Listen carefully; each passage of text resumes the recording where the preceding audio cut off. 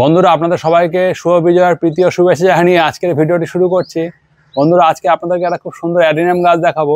দেখুন এই গাছটা দেখতে কত সুন্দর এবং গাছটা কত সুন্দর ফুল হয়েছে। দেখুন এই গাছটার কডেক্সটা দেখুন কি সুন্দর হয়েছে এবং কডেক্সের মধ্যে থেকে এ ধরনের দেখুন কি সুন্দর শেকড়গুলো বেরিয়ে আবার এ ধরনের একটা সুন্দর শেপ তৈরি করছে।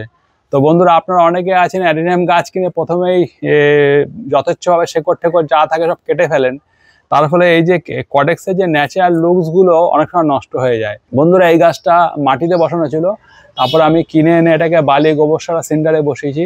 তারপরে দেখুন এই গাছটা কি সুন্দর শেপ নিচ্ছে আস্তে আস্তে। বন্ধুরা এই গাছটাকে আমি পূব দিকে আলো আসে এরকম একটা জায়গায় রেখেছি, তার উপরে শেড আছে। আর এই গাছটা দেখুন বৃষ্টির জল হ্যাচলা আসে, তার ফলে এই গাছটা কি সুন্দর মানে গ্রোথ হয়েছে। আর ফুলগুলো নষ্ট হয়নি, জল বৃষ্টি জলও পাচ্ছে, হ্যাচলা বৃষ্টিতে জল আসে সেই জলগুলো পাচ্ছে। আর গাছটাও দেখুন কত সুন্দর হচ্ছে। তো এই ধরনের গাছগুলো আপনারা খুব সহজেই করতে পারবেন। এই ধরনের অ্যাডিনিয়াম গাছ করতে গেলে কিন্তু বন্ধুরা শেড লাগবে, পলি শেড বা শেডের এরিয়া ছাড়া কিন্তু এই ধরনের গাছ এই মুহূর্তে কলকাতায় করা খুব মুশকিল ওপেন এনভায়রনমেন্টে।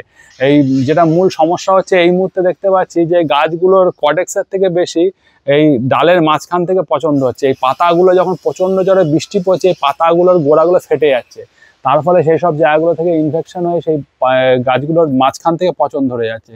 সেই জন্য আপনারা কিন্তু এই ধরনের গাছকে ডিরেক্ট বৃষ্টিতে রাখবেন না। ডিরেক্ট বৃষ্টিতে রাখলে কিন্তু এই ধরনের সুন্দর ফুলও পাবেন না, গাছও মেনটেন করা খুব টাফ হয়ে যাবে। আশা করছি এই গাছটা আগামী দিনে আরও অনেক ফুল হবে এবং শেপটা আরও সুন্দর করে আমি সেটিং করব। তো আপনাদের এই গাছটা দেখতে কেমন লাগছে বন্ধুরা ভিডিওতে কমেন্ট করে জানাবেন। আর ভিডিওটি ভালো লাগলে লাইক ও শেয়ার করবেন।